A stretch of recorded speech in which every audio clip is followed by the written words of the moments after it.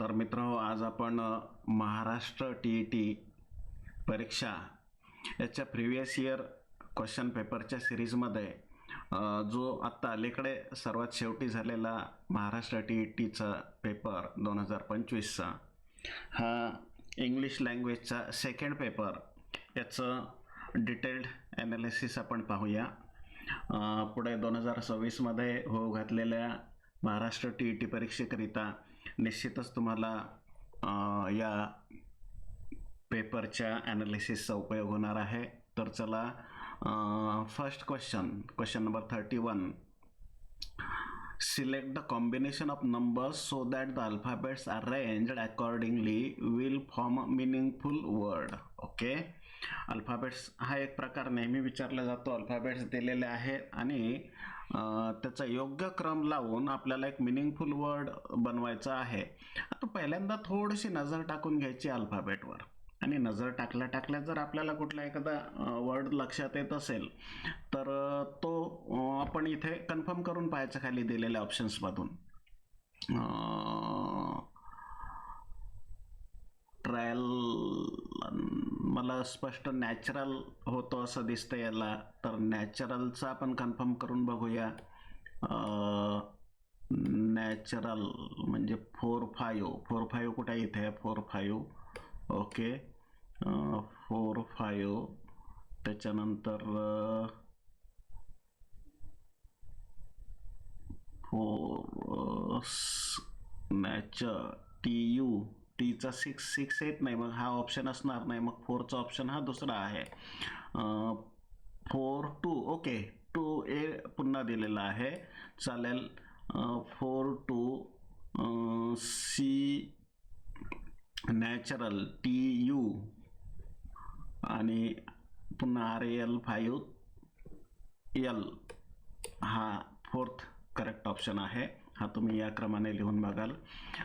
पुढलं क्वेश्चन बघूया आपण. Question number 32.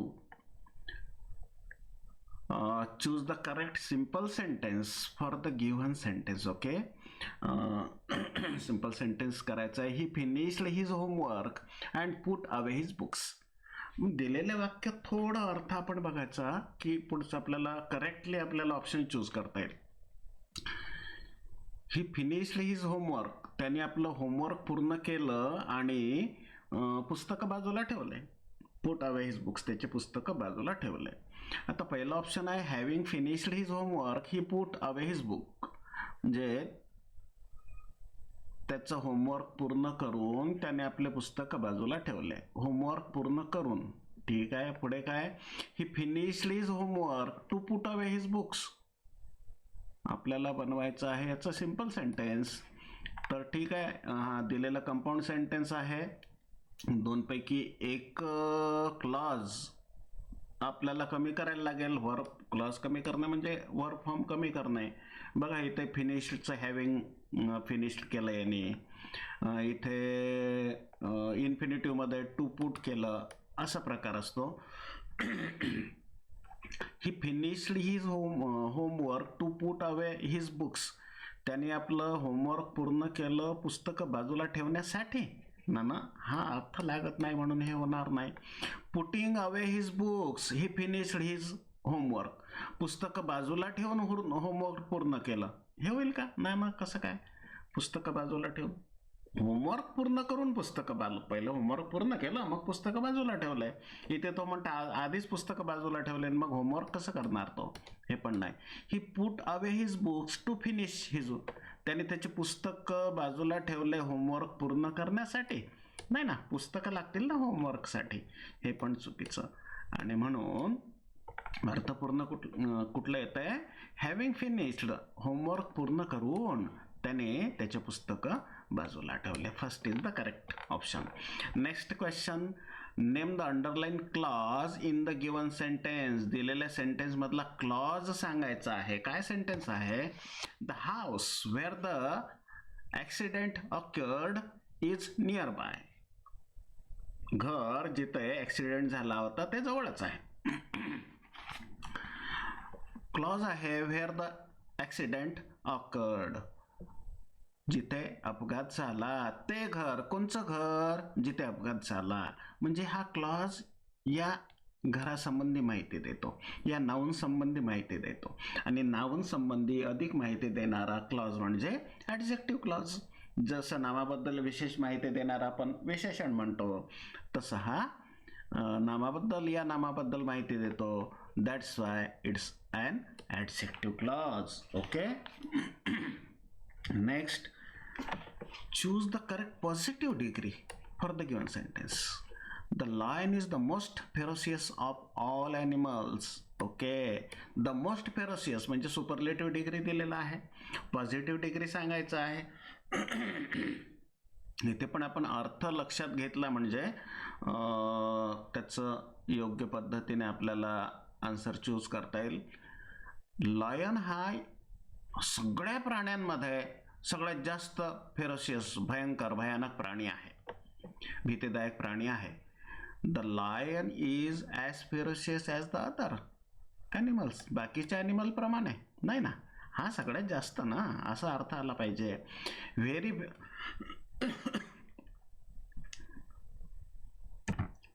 सेकंड आहे, very few animals are as per. फारच कमी ॲनिमल्स वाघाप्रमाणे. नाही नाही, वाघाप्रमाणे कोणीच नाही, वाघ सगळ्यात जास्त असा अर्थ आला पाहिजे. No other animal is as ferocious as the lion. दुसरा कोणताच प्राणी वाघा एवढा फेरोशियस नाही, म्हणजे वाघ सगळ्यात जास्त आहे, हा अर्थ पूर्ण वाटतं. No other animal are. No other animal म्हटलं ना, आर कसं काय येणार? इथे सिंग्युलर नंबर आहे म्हणून आर येणार नाही, हे रॉंग आहे. आता इथे नो अदर, नो जरी दिसतो तरी it's the form of positive degree. It is the correct sentence. Okay. Now the next one, state what part of speech is the underline word. Underline word दिलेला आहे, त्याचं part of speech. My views are quite in accordance with those of the university commission.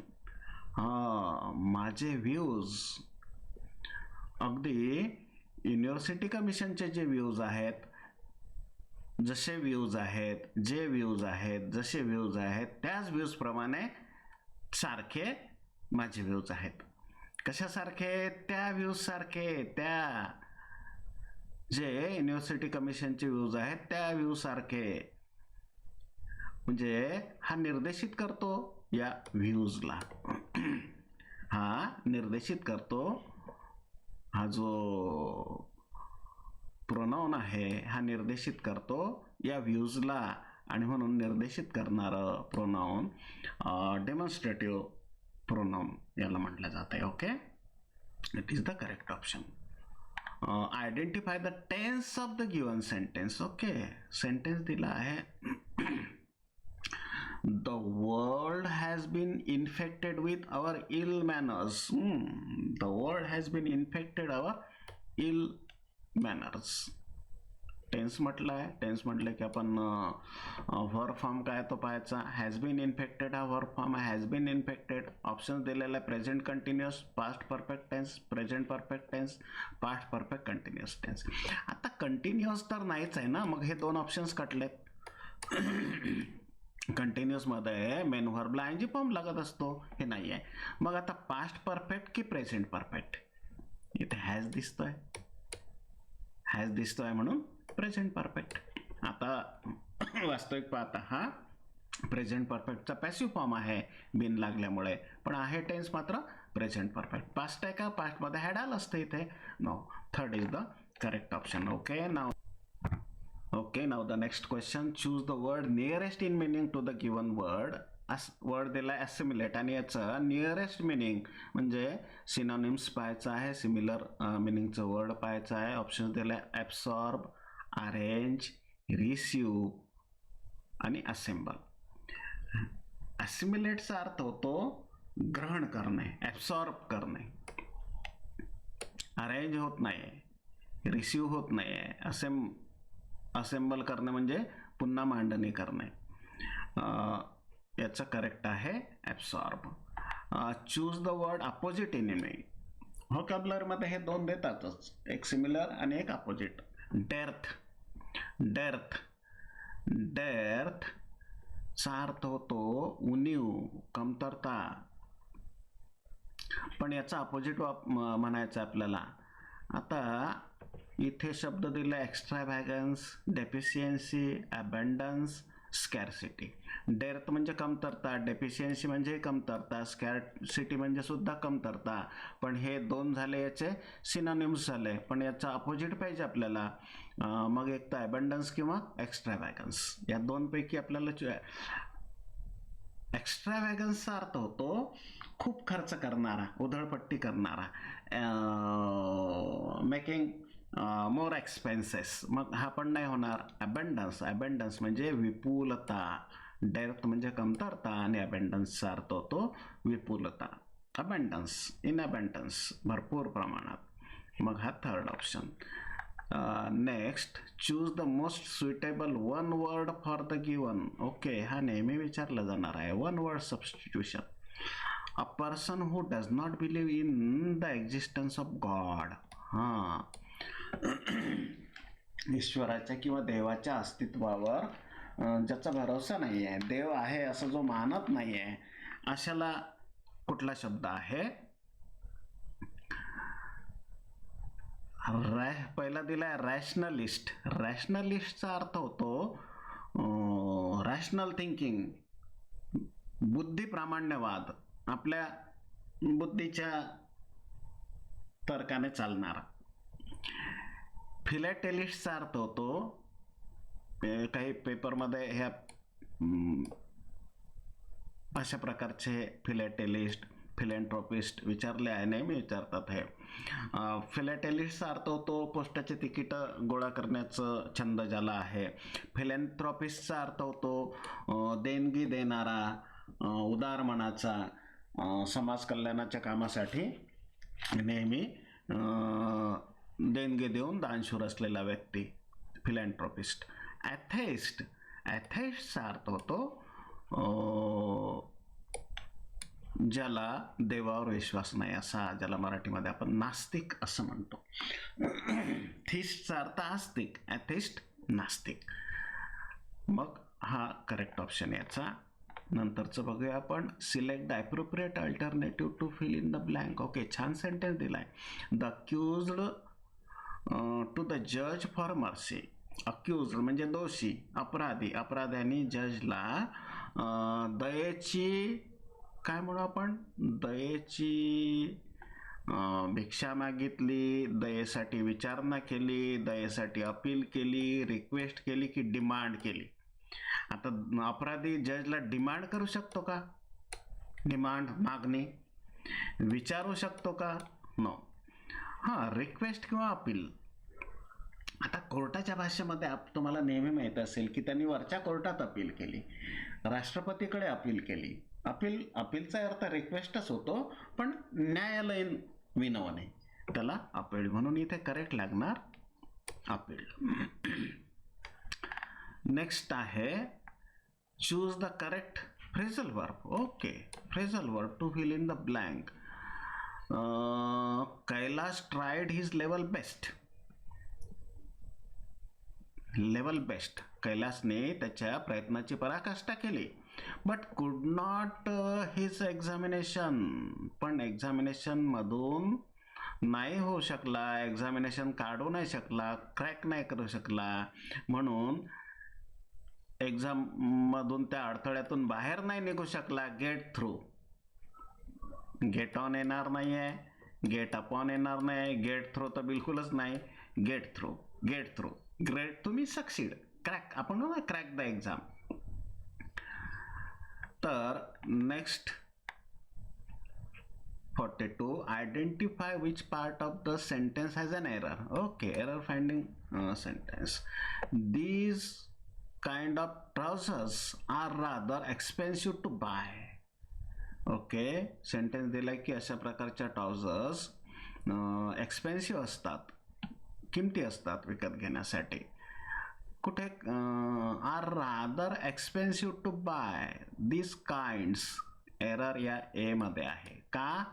इथे दिस अनेकवचन आहे आणि अनेकवचन असल्यामुळे हा kinds असायला पाहिजे. दिस काइंड्स अशा प्रकारचा आहे का? नाही, अशा प्रकारच्या ट्राउझर्स. म्हणून correct option 1. Next, choose the alternative that best expresses the meaning of the given idiom. To spell the beans एक idiom आहे. To spell the bean. To spell the bean. To spell the bean सगळं सांडून टाकणे, असं थोडंसं काहीतरी misbehave होत नाही याचं. टू कीप सिक्रेट होत नाही. टू टॉक इररिलेव्हंट असंबंध बोलणे होत नाही याचं होत आहे to reveal secret information. Spill the beans भांडा फोडून, आपल्या मराठीत म्हण आहे भांडा फोडणे, भांडा. टू रिव्हील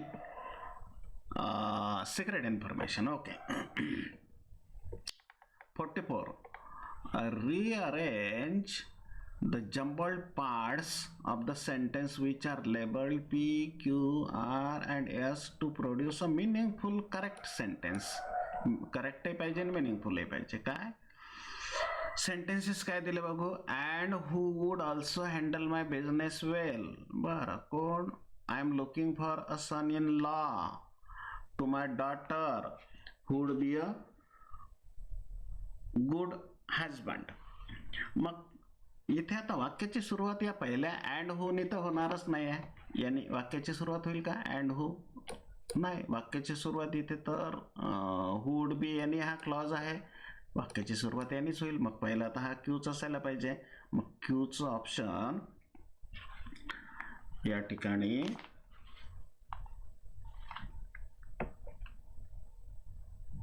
एकच दिसते बाबा क्यूचं ऑप्शन. तर बघा काय आहे बघून पाहू आपण, होते का meaningful. I am looking for a son in law. I am looking for a son in law who would be a good husband to my daughter. एक असा सन इन लॉ पहा शोधते आहे की जो माझ्या मुलीसाठी चांगला हजबंड पण असेल आणि जो माझा बिझनेस पण हँडल करेल. I'm looking for a son-in-law who would be a good husband to my daughter and who would also handle my business well. हा करेक्ट दिसतो. क्रम आहे का बरोबर? हा क्यू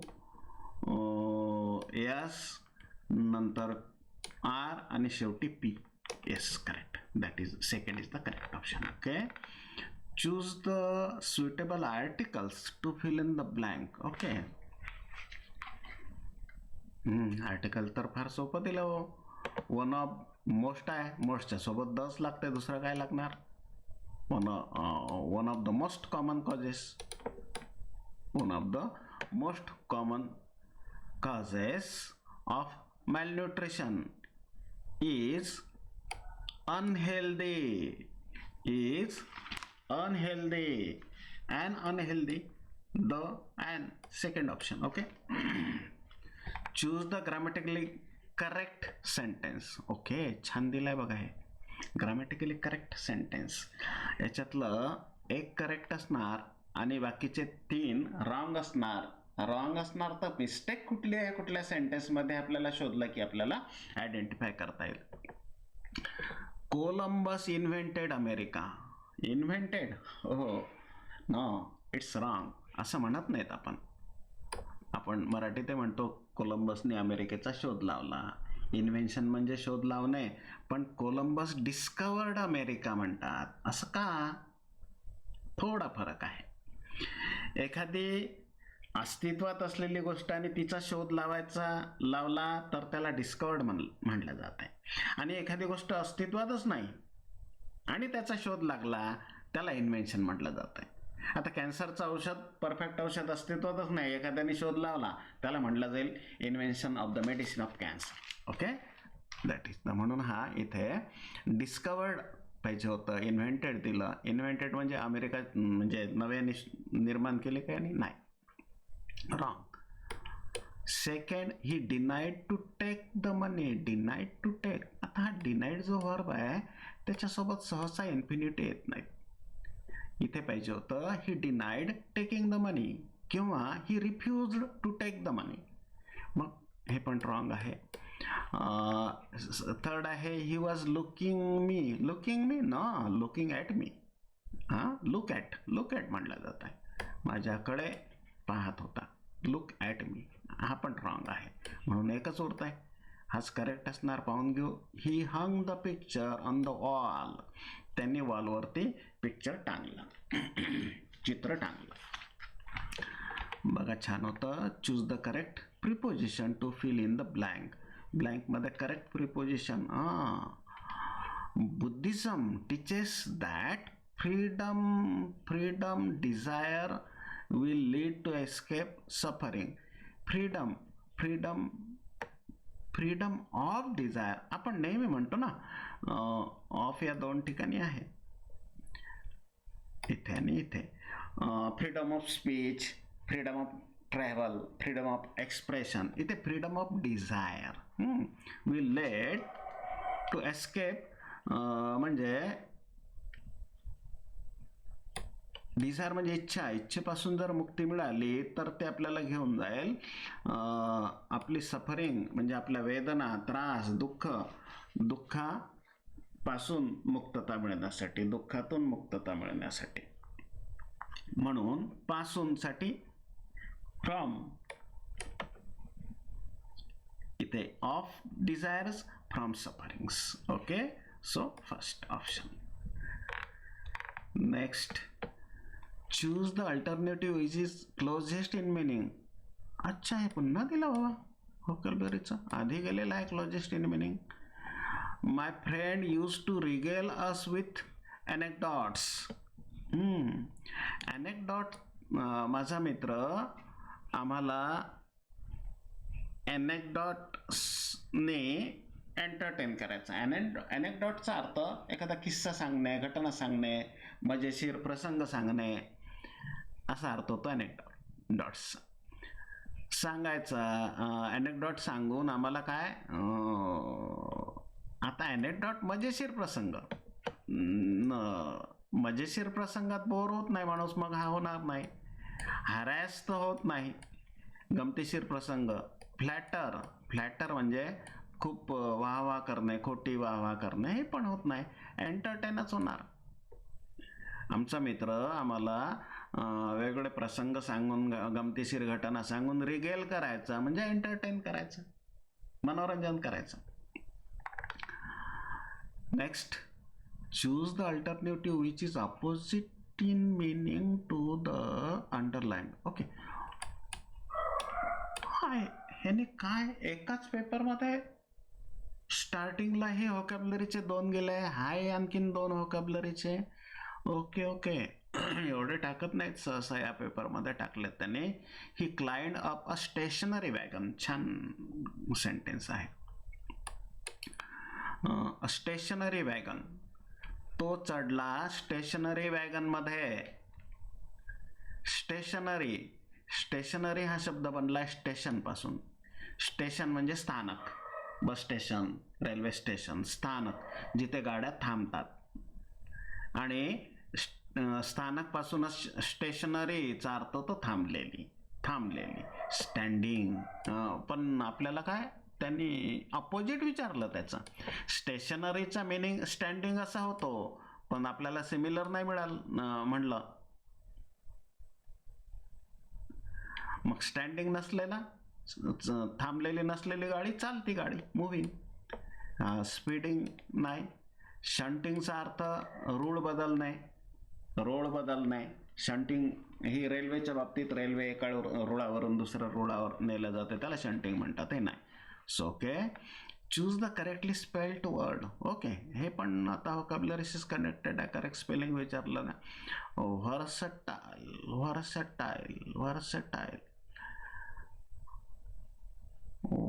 वर्सॅटाईल वर्ड आहे, हा तर नाहीच आहे. हा पण नाही येत आहे, असे नाही याच्यात, हे 2 गेले, कटले. मग काय राहिले 2च. व्हर्सॅटाईल म्हणतच नाही, हा पण रॉंग, मग हाच correct. Okay, Read the passage and answer the questions by selecting the correct alternatives. Passage दिला आणि 5 क्वेश्चन्स दिलेले आहे. आपण पॅसेज छोटासा आहे, नेहमी पॅसेज किंवा पोयम जर छोटी असली तर ती वाचून घ्या पहिल्यांदा. लांब जर असेल तर मग वाटल्यास थोडं ओव्हरलुक करा आणि मग क्वेश्चन्स बघा. पण इथे छोटा आहे. अ फ्रस्ट्रेटेड ओल्ड मॅन, बदनी ठाकूर, एक म्हातारा व्यक्ती बदनी ठाकूर नावाचा. फ्रस्ट्रेटेड म्हणजे एक परेशान झालेला होता, नाखुश होता आपल्या जीवनाशी, असमाधानी असलेला. was never tired of extolling the exploit of his ancestors. ancestor म्हणजे पूर्वज. तो पूर्वज त्याच्या पूर्वजांनी जे जे काही एक्सप्लॉइट करून, पिळवणूक करून संपत्ती जमा केली होती ते सांगता सांगता तो थकत नव्हता.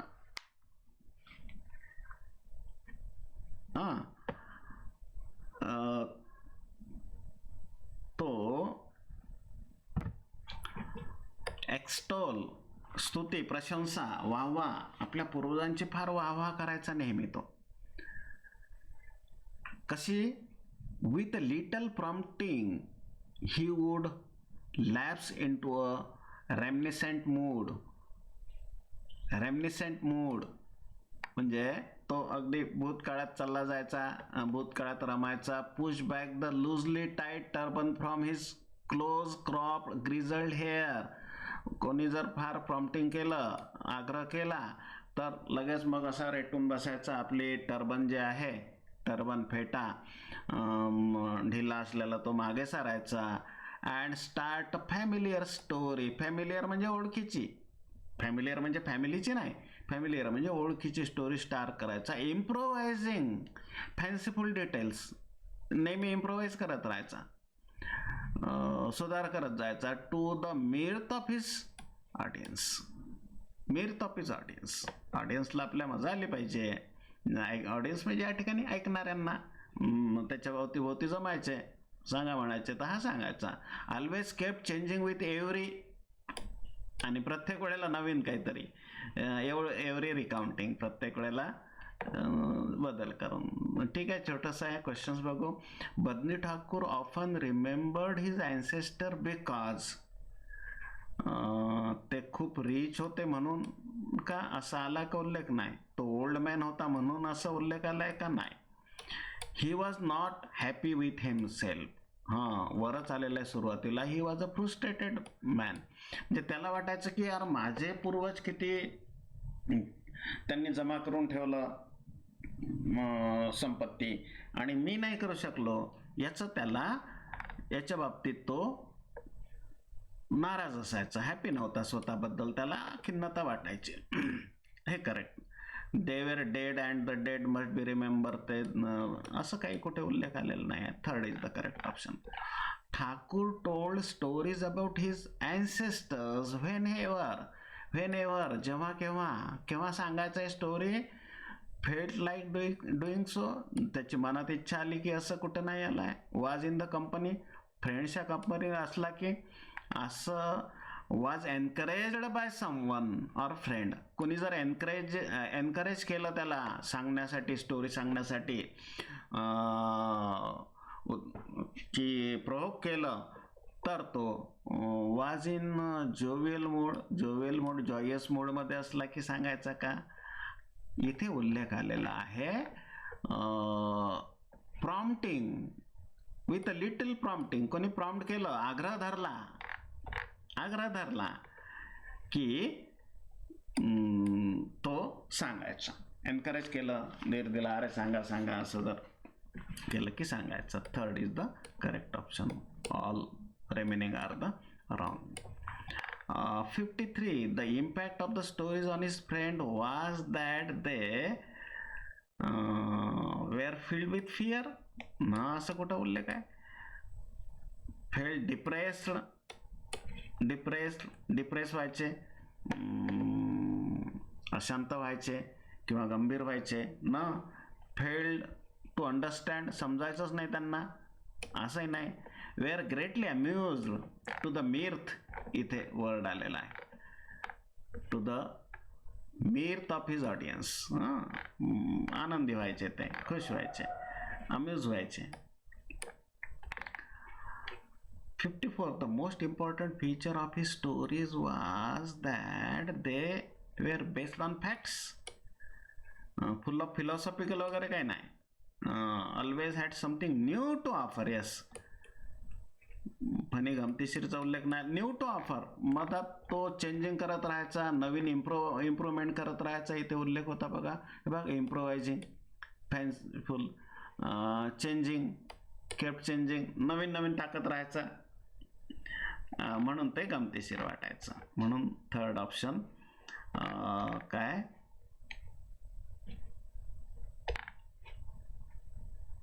हा, yes, always had something new to offer. And now the last question on the passage, his attitude to his ancestors was one of awe, admiration, fear, resentment.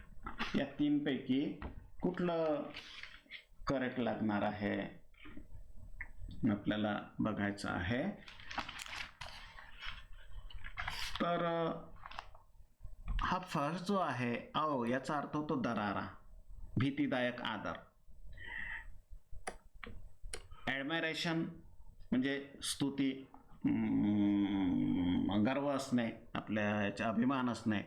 Fear म्हणजे भीती, भीती तर नाहीच. रिसेंटमेंट म्हणजे नाराजी, हे पण नाही. तर अभिमान वाटायचा त्याला आपल्या पूर्वजांबद्दल, गर्व वाटायचा. 56. Choose the correct alternative to fill in the blank. Article विचारला आहे पुन्हा एकदा. आर्टिकल पण रिपीट झालाय. हो, आर्टिकल काय, word to wise is sufficient. इथे अ वर्ड, द वर्ड येणारच नाही. A word is a word to the wise. Wise, आता हे पूर्ण क्लाससाठी वाईज, आपल्या मराठीमध्ये पण म्हणून आहे की शहाण्याला शब्दाचा मार. शहाण्याला एका शब्दच बस कापी आहे, एक शब्दच कापी आहे. A word to the wise, a word to the wise, to the wise is sufficient. शहाण्याला शब्दाचा मार. मग हा कुठे ऑप्शन आहे, ए आणि द 4. 57. Choose the correct alternative to fill in the blank. Preposition दिलेलं आहे. People who are averse. Averse, averse म्हणजे hard work, generally do not succeed life. जे लोक हार्डवर्कला ॲव्हर्स करतात, म्हणजे हार्डवर्कला नकारतात, हार्डवर्कचा विरोध करतात, हार्डवर्क टाळतात, generally do not succeed in life. जीवनामध्ये ते यशस्वी होत नाही. जे हार्डवर्कला टाळतात, हार्डवर्कला टाळतात, ते जीवनामध्ये सक्सेस. टू, ॲव्हर्स टूच येणार या ठिकाणी, ला, ॲडवर्स ला, टू, आणि जीवनामध्ये टू आणि इनचं option second. 58. Identify the figure of speech in the given line. Okay, figure of स्पीचचं दिलंच आहे. एकही पेपर असं सुटला नाही आतापर्यंत की फिगर ऑफ स्पीच दिलं नाही, म्हणून एक sentence. On the deck the rover takes his stand. On the deck the rover takes his stand. आता याच्यामध्ये कुठलं फिगर ऑफ स्पीच आहे? याच्यामध्ये सरळ एक फिगर ऑफ स्पीच आहे. On the deck the rover takes his stand. हे जे वाक्य दिलंय ना, ऑन द डेक अशी वाक्याची सुरुवात असते का कुठल्या? On the deck, on the deck काय वाक्याची सुरुवात अशी असणार आहे, the rover takes his stand. रोवरने त्याचा आपला स्टँड घेतला कुठे? On the deck. म्हणजे हा जो पार्ट आहे टेक्स हिज स्टँड, हा जो सप्लिमेंटरी पार्ट आहे, हा इथे असायला पाहिजे. The rover takes his stand on the deck. पण कवितेमध्ये कवितेच्या रचनेसाठी यमक जोडवण्यासाठी म्हणा सेंटेन्सचा एखादा पार्ट कापून तो आधी टाकला जातो, मागे पुढे केला जातो, मागे पुढे इन्व्हर्शन त्याला म्हटलं जातं. इन्व्हर्शन. डायव्हर्शन म्हणतात ना, रोडचं काम चालू असलं की बाजूला रोड काढला जात आहे, डायव्हर्शन. तसंच इन्व्हर्शन, एकाच सेंटेन्स मधला पार्ट आतल्यात मागे पुढे करणे, इन्व्हर्शन. इथे मेटाफर होणार नाही आहे. मेटाफरचं ऑप्शन नेहमी देतात, पण आतापर्यंत मेटाफरचं सेंटेन्स दिलं, लाईन दिसली नाही आहे. रूपक अलंकार. मेटानेमी, आधीच्या एका पेपरमध्ये मेटानेमी बघितले आपण. एखाद्या गोष्टीचा उल्लेख त्या गोष्टीशी संबंधित दुसऱ्या गोष्टीने करणे. जसं नागपूरचा उल्लेख करायचा तर नागपूर न म्हणता ऑरेंज सिटी म्हणलं तर ते मेटानेमी म्हणलं जाईल. एखाद्या राजाचा उल्लेख करायचा असला तर कवितेमध्ये राजा न म्हणता मोनार्क म्हणलं जात आहे किंवा क्राऊन म्हणलं जात आहे. असं ते मेटानेमी झालं. पॅराडॉक्स, विरोधाभास.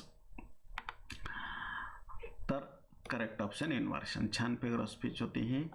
Choose the correct passive construction of the given sentence. Okay, छान. A lady missionary gave him a black bow. Lady missionary, O हेनरीच्या story मधलं सेंटेन्स दिसतंय हे. A lady missionary gave him a black bow. Okay, passive बनवायचं आहे. Passive बनवायचं म्हटलं तर verb पाहायचा पहिल्यांदा. गेव हा व्हर्ब आहे, हा सब्जेक्ट आहे आणि ऑब्जेक्ट. ओके, हिम अ बो डबल ऑब्जेक्टचा सेंटेन्स आहे. मग एक तर पहिला ऑब्जेक्ट घेऊन he was given a black bow by a lady missionary असं होऊ शकेल. गेवचं वॉज गिवन, बरोबर आहे. He had been given, simple past आहे. सिंपल पास्टचं passive form was given, he was given, हा होणारच नाही. पुढे a black bow was given him by, हे रॉंग काय, हे पण बरोबर राहिलं असतं. इथे टू जर आलं असतं, टू हिम. दोन ऑब्जेक्ट आहे, दोनपैकी दुसरा ऑब्जेक्ट जर सुरुवातीला घेऊन वाक्य केलं, अ ब्लॅक बो वॉज गिव्हन टू हिम, उरलेल्या ऑब्जेक्टच्या आधी टू लागतो, म्हणून हे पण रॉंग. आणि अ बॅग बो हॅड बीन तर येणारच नाही, wrong. Correct option 1. Now the last question. Choose the correct indirect narration for the given sentence. Sentence दिला आहे, Ramesh said to the astrologer. Okay. When shall I get at him? Ramesh said to the astrologer. Interrogative sentence आहे म्हणून आस्कने वाक्य सुरू झालेलं आहे. काय, Ramesh asked the astrologer. ठीक आहे. व्हेन कंजक्शन म्हणून व्हेन आयचं ही होणार. व्हेन ही शॉलचं past tense should, direct indirect मध्ये शूड घेत नाहीत. वूड, शॉलचं पास्ट फॉर्म वूड घेतला जातो इनडायरेक्ट फॉर्म करताना. रमेश आज the astrologer when he would get at him. इथे काय आहे, रमेश आज the astrologer when would he ना, इथे हा फॉर्म चुकला. व्हेन वुड ही हा फॉर्म चुकला म्हणून हे पण येणार नाही. तर करेक्ट काय, third option. Okay, will stop here.